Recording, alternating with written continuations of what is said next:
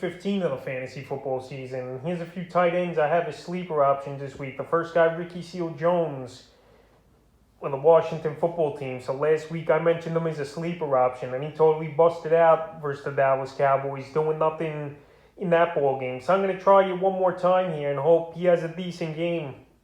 Last week in his return from a groin injury, 1 catch for 8 yards, but this week here in week 15 of Philly, it's a must-win ball game for Washington. Obviously, Philly in the wild card race as well over there in the NFC. And right here, Philly does give up the most fantasy points to tight ends on the season. So early in the season where he filled in for Thomas, who's obviously out for the year now, he had a few good games as Seale Jones. Week 6 versus Kansas City, 4 catches, 58 yards, and a touch. Week 7 at Green Bay, 6 catches, 51 yards.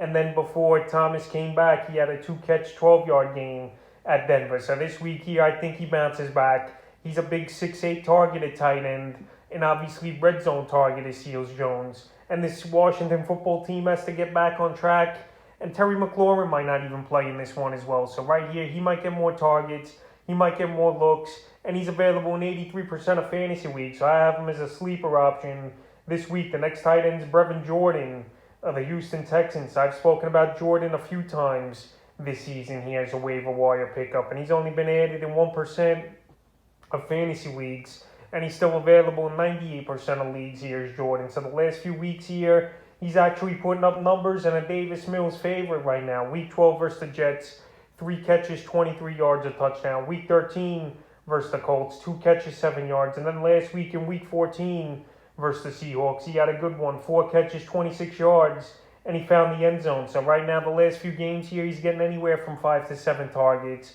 He's a nice red zone threat. And this week here, week 15 at Jacksonville, he's got a good matchup where they give up the 13th most fantasy points to tight ends on the season. So I think in this one here, Brevan Jordan has a good game, and it wouldn't surprise me if he gets 30 or 40 yards and possibly finds the end zone in this one. And the third and final tight end I have as a sleeper this week here is Joshua DeRugara of the Green Bay Packers. So DeRugara here, he's been decent for a few games, filling in obviously for Robert Tonyan, who's out for the season with a torn ACL. So the last few games here for DeRugara, week 11 in Minnesota, 2 catches, 37 yards, a touchdown. Week 12 versus the Rams, 2 catches, 13 yards.